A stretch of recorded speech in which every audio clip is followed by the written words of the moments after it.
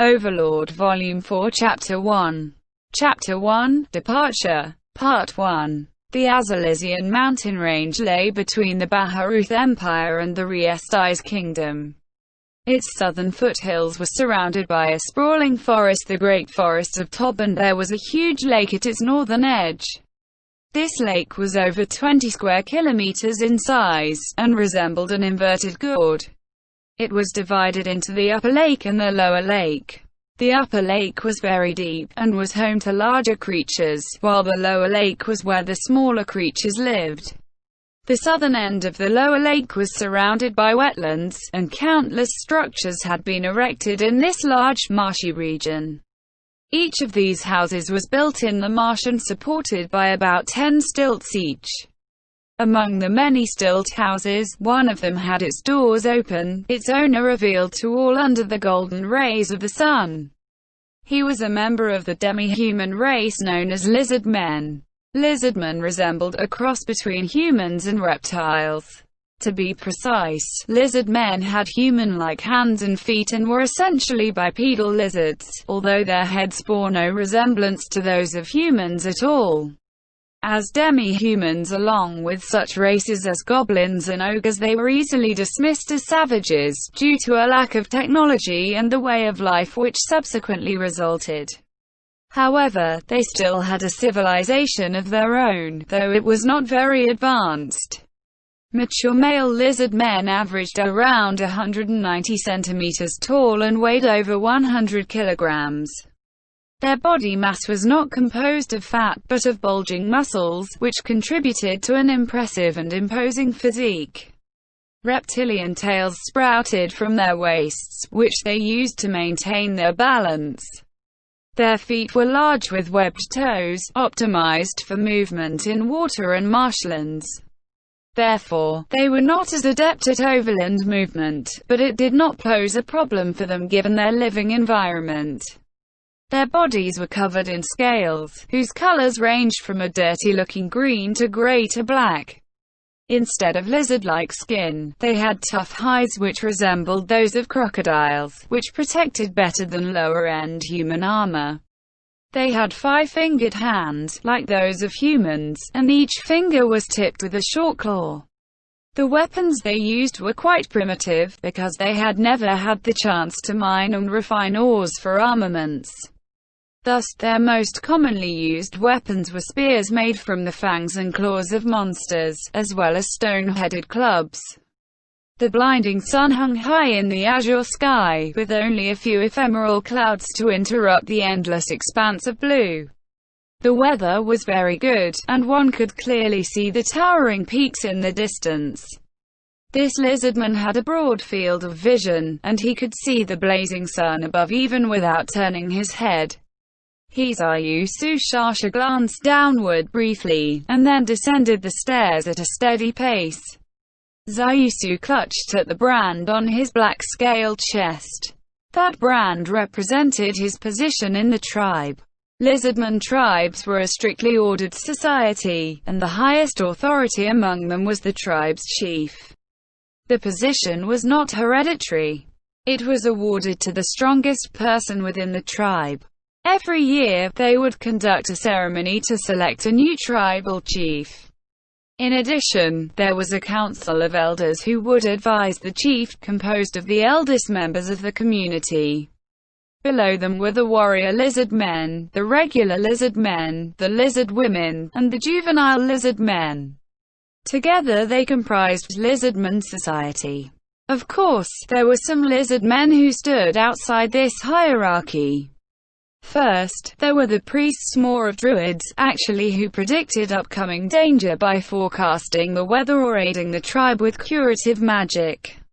Then, there were the rangers, who formed hunting parties. Their main task was to catch fish, but the regular lizard men would help in that task as well. Thus, their most important job was their activities in the forest.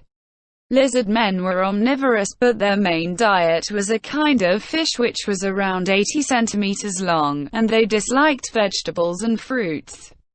Even so, the hunters still had to enter the forest for logging purposes.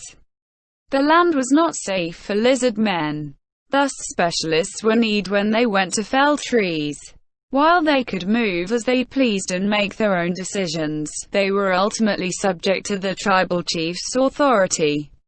Lizardman society was patrilineal, with clearly defined rules and responsibilities for its members. And yet, there were some who were outside the tribal chief's authority. Those would be the travelers. One might think of foreigners when one heard the word travelers. Quote, however, that was impossible. Lizardman society was fundamentally a closed one, and it did not admit anyone outside the tribe. That being the case, what were these travelers?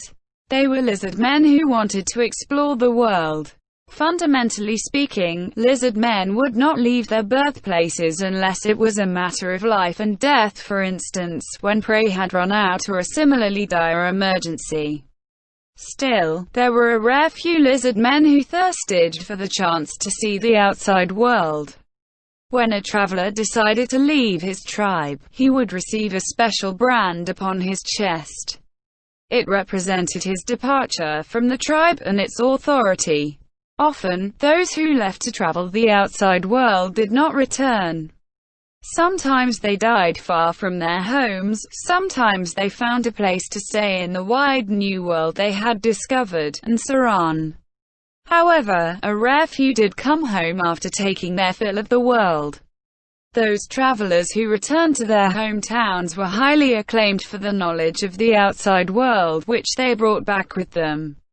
They might have been outsiders who had evaded the chief's authority, but in an instant they could become local celebrities. In fact, there were some villagers who kept a respectful distance from Zayusu, but for the most part the others viewed him with awestruck eyes. However, that was not just because he was a traveler. There was another reason for their admiring gazes. As he stepped onto the marsh from the stairs, his favored weapon clattered at his waist as it touched his scales. That weapon had a pale, razor-sharp edge and emitted a dull glow. It was bizarrely shaped, resembling a sai whose blade and grit blended into one, but the blade grew thinner the further it went from the hilt, until it was paper-thin at its tip. There was no lizardman who did not know of this weapon. It was one of the magic items regarded as the four great treasures of the surrounding lizardman tribes: Frost Pain. The fact that he possessed that weapon was a major source of Zayusu's fame. Zayusu strode forth. He had two destinations in mind. On his back was a present which he would take to one of those places. That present was 4 fish, each of which was 1 meter long. He carried him on his back as he strode on, and their odor did not repulse him, but instead tantalized him. How I'd like to eat these fish! Zayusu had to cast that desire aside while sighing several times as he splashed through the shallow water towards the Green Claw village. The children, whose green scales were still bright and shiny, giggled and laughed as they ran around Zayusu, but they ground to a halt once they saw the big fish on his back. He could see growing kids with their ravenous appetites peering at him from the gaps between the houses, their eyes focused on Zayusu, no, on the fish he carried. Almost all of them had their mouths slightly agape, most likely drooling in anticipation. Even as he drew away from him, their eyes were still glued to him. Those were the eyes of children begging for snacks. Zayusu smiled bitterly at this and pretended that he had not noticed. Instead, he continued on. He had already decided who would receive this present, but unfortunately it would not be these children. The fact that the glow in the children's eyes was not entirely due to hunger pleased Zayusu, because it was a sight which would have been unimaginable several years ago. After leaving those longing looks behind him, Zayusu passed several houses along the way before he found the dwelling that was his destination. He was now at the outskirts of the village, and if he carried on any further, he would no longer be in the marsh, but in a fairly deep part of the lake. The houses built on this subtle dividing line seemed quite sturdy in appearance and were larger than Zayusu's own. The odd thing was that the house was slightly tilted, so half of it was submerged in the water. However, this was by design, and not by some external force. Zayusu approached the house, splashing loudly as he went. As he came close, a playful cry came from within. Perhaps its occupant had scented something. A serpentine head poked out of what should have been a window. It was a snake with deep brown scales and amber eyes. When it spotted Zayusu, it stretched its neck out and coiled playfully around him. "That's a good boy." Zayusu caressed the snake's body in a familiar way. The snake seemed to find it very comfortable, and closed its eyes, both its eyelids and its nictitating membranes. Zayusu too enjoyed the feeling of the scales under his fingers. This creature was Zayusu's pet, Ro. He had raised Ro from a young age, so it seemed as though it was actually carrying on a conversation with its owner. "Ro, I've brought food for you. Eat it slowly and don't fight over it." Zayusu tossed the fish into the house through the window, and soft thuds came from within. "I wanted to play with you, but I have to go check on the fish now, so maybe later." Perhaps the snake understood what its owner was saying, but it reluctantly nuzzled against Zayusu's body several times before returning to the house. Soon, the sound of tearing flesh and vigorous chewing reached him. The way Ro ripped into his food suggested that he was in good shape, and so Zayusu was relieved as he left the little house behind him. After that, Zayusu's destination was the lakeside some distance from the village. His feet slapped against the ground as he walked into the forest. While swimming would have been faster, Zayusu had a habit of checking his surroundings to see if anything was going on while he was moving on land. However, given that visibility was very poor in the forest, staying alert took a mental toll even on someone like Zayusu. Before long, he saw his destination through the trees. The fact that nothing had happened filled Zayusu with a sense of relief. Zayusu quickened his pace through the forest now that he was close. After dodging one branch after another, Zayusu emerged from the woods. It was then that his eyes went wide. That was because he saw someone surprising before him. That someone was a black lizardman who looked very similar to Zayusu. "Aniya, it's you." The black lizardman turned to regard Zayusu with a keen gaze. This lizardman was the chief of the Green Claw tribe, as well as Zayusu's older brother Shasuryu Shasha. He had defended his title as chief on 2 previous occasions, and with nobody to challenge him this time round, he had retained his chief's position. His muscular body was one of staggering proportions. If one stood them side by side, Zayusu and his more balanced body type would appear smaller in comparison. An old white scar marked his black scales, like a thunderbolt arcing through storm clouds. The great sword on his back was an unadorned, heavy sword almost 2 meters long and forged of steel. It was the symbol of the chief, and it had been enchanted with spells to prevent rust and improve sharpness. Zayusu approached the lakeside and stood beside his brother. "Why did you come here?" "I should be asking you that, right, Aniya? You don't need to come down in person as the tribe's chief, right?" Moo. Unable to respond to that, Shasuryu grunted and turned back to the lake before him. Sturdy pillars emerged from the lake's surface, enclosing an area between them. Densely woven nets had been strung up between the pillars. Their purpose was immediately obvious. This was a fish farm. Could it be? "You came here to pinch food." Shasuryu's tail sprang up in response to Zayusu's words, and it pounded the ground several times. Moo. As if. "I merely came to see how the breeding went." "Seriously, little bro? Do you think your ANIR is someone like that?" After that forceful statement, Shasuryu took a step forward. Though Zayusu was a hardened veteran of many battles from his time as a traveler, that looming sense of pressure like an encroaching wall made even someone like him want to back off. However, Zayusu now had the perfect way to respond to him. If you were only here to see how they were growing, then that implies you don't want any. What a shame. I was thinking of giving you a few if they had turned out well. Moo. The sound of pounding faded away, and Shasuoyu's tail drooped limply. They're really delicious, you know. I gave them lots of tasty feed and raised them up nice and fat. They're better than the ones caught in the wild. Yeah, fresh and lovely juices flow out once you bite into them. Once you actually chew off a piece, the meat practically melts on your tongue. Moo. The sound of a thumping tail rang out again, more intense than just now. Zayusu stared at his elder brother's tail, and in a playful tone he added, "Big sis always did say that your tail was too honest, ya." What? Damn woman, how dare she make fun of her husband like that? Besides, how is it honest? Zayusu had no idea how to respond to his elder brother, who was staring at his own motionless tail. Eventually, he mumbled something along the lines of, "That's true. HMPH, that damn woman. If you've ever been with one, you'd understand how I feel now. You know I can't get married. HMPH, what nonsense is that?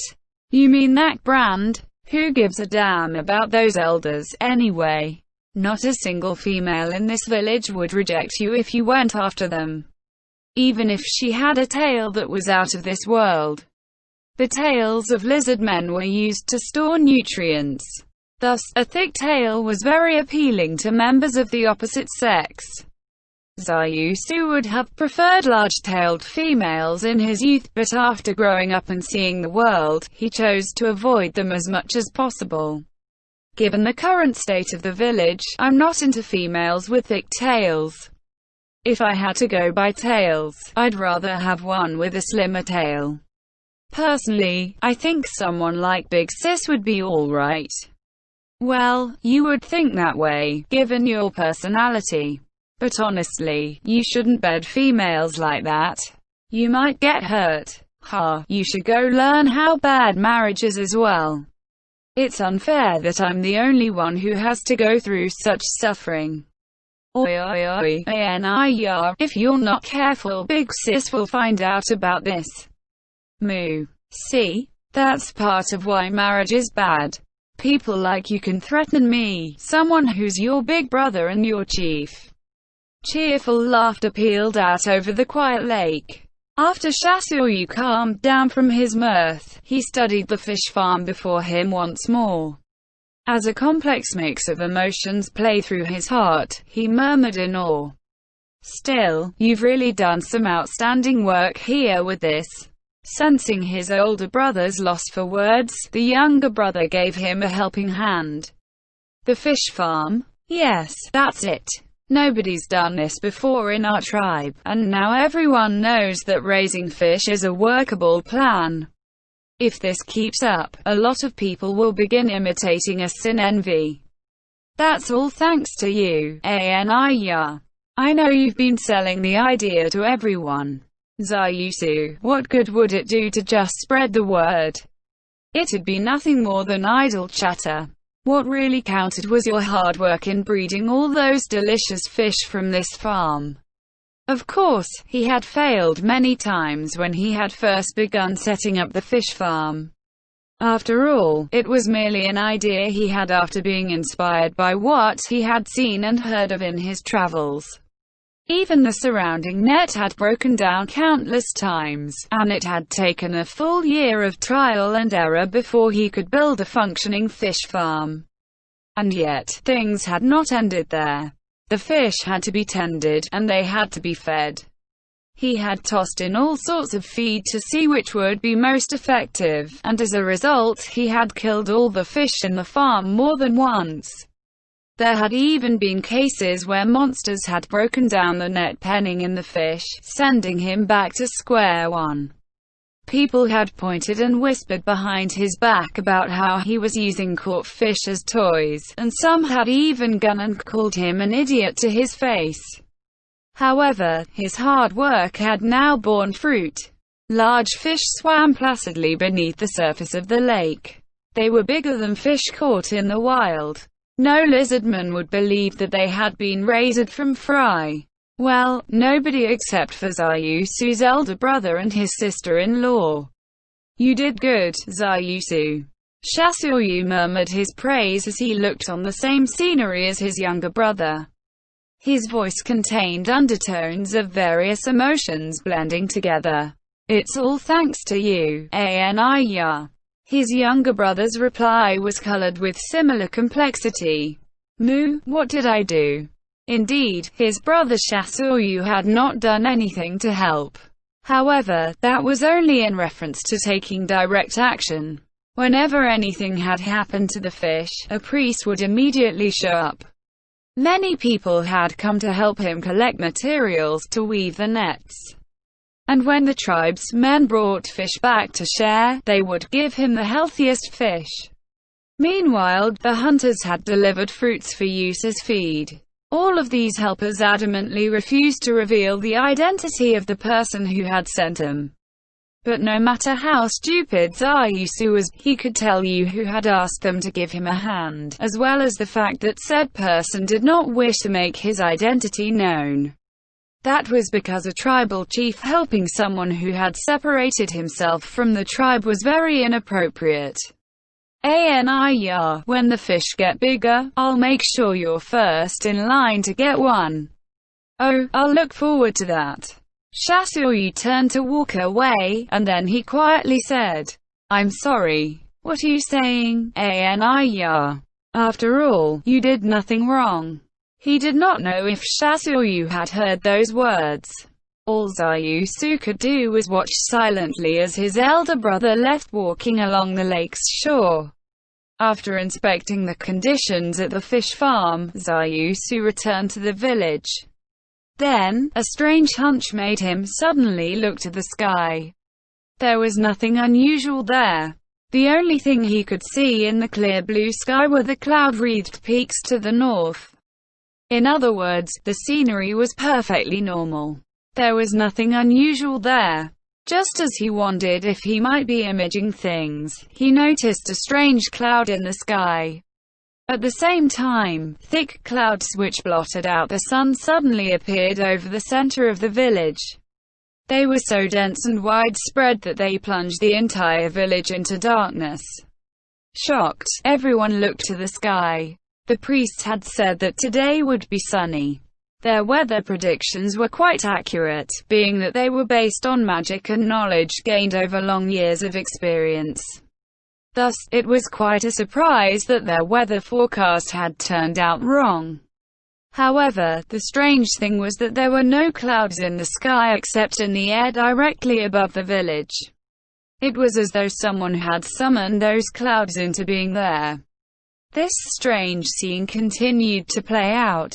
The clouds began revolving around the village, and as they did, they spread out to cover a wider area. It was as though the sky was being rapidly eaten away by these mysterious clouds. This was highly unusual. The lizardmen warriors hurriedly prepared for battle. Their children fled into the houses. Zayusu lowered his stance and glanced around himself, one hand closing around Frostpane's hilt. The dark clouds now filled the air overhead, but in the distance one could still see the blue sky. The clouds only covered the village. It was at this moment that he heard a sound made by lizard men, which came from the center of the village. It was a shrill ping carried on the wind. It was a warning. It warned of a powerful enemy, and the need to flee right away. As he heard the warning, Zayusu immediately began running through the marshes, at what passed for a sprint among lizard men. He ran and he ran and he ran some more. While it was hard to sprint in the wetlands, Zayusu kept his balance by shifting his tail's position. With a speed no human being could attain, granted, lizard men were better suited for this terrain, he reached the place from which the warning had come. Zayusu and the warriors formed a circle that looked at the center of the village. His eyes followed theirs, and soon he was staring as well. Their many lines of sight converged on one place, a monster which resembled a cloud of roiling black mist. Countless dreadful, ever-changing faces emerged from within the mist.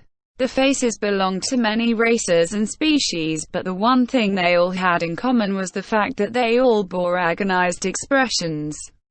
The wind carried the sounds of weeping, cries of agony, the gnashing of teeth and the last gasps of the dying to them. The endless tide of spine-chilling noise made Zayusu shiver in fear. This is bad. We should let the others flee, Sir Anir, and I can take care of this. But if we do that... Zayusu was easily one of the top combatants among the scattered tribes, and yet even he was afraid of the powerful undead being before him. Right now, the only people who could hold their own against this sort of opponent were probably himself and his elder brother. The most important thing was that Zayusu still did not know what special abilities that undead creature possessed. Glancing around, he noticed that all the warrior lizard men around him were panting and nervous, like frightened children. The monster which had seized the center of the village had not made a single move yet. He did not know how much time had passed. In this tense atmosphere, the slightest movement, even that of the wind blowing against the grass, might signal the beginning of a cataclysmic battle. The best proof of that was the warriors, who were slowly edging towards their foe. They shrugged off the immense stress bearing down on them and moved. Zayusu saw Shasuryu draw his sword from the corner of his eye. With a speed to match his, Zayusu raised his weapon as well. If there was to be fighting, their plan was to take the lead and charge the enemy before anyone else. This shouldn't count as reckless if we manage to reveal the enemy's special abilities to everyone. The tension in the air grew thicker, and then the wails suddenly stopped.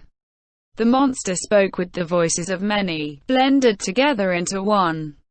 Unlike the vague, unfocused curses from earlier, this voice had a clear purpose. Listen well. I am a minion of the Supreme One, come to relay a message to you. A wave of commotion spread through the crowd. Everyone looked at each other. Only Zayusu and Shasuryu remained focused on the monster. I formally proclaim that your days are numbered, for the Supreme One has dispatched his troops to eliminate you. However, in his mercy, the Supreme One shall grant you the freedom to fight, however futile it might be, for your lives. 8 days from now, your tribe shall become the second sacrifice among the lizard men tribes of this lake. Zayusu's face turned feral. He bared his teeth and gave voice to a threatening growl. Struggle with all your might, then. The Supreme One shall delight in mocking your efforts. The mist-like, polymorphic monster floated into the sky. Do not forget, in 8 days' time. The monster floated into the clear blue sky, toward the forest. As the other lizard men watched it leave, Zayusu and Shasuryu merely stared into the distant heavens.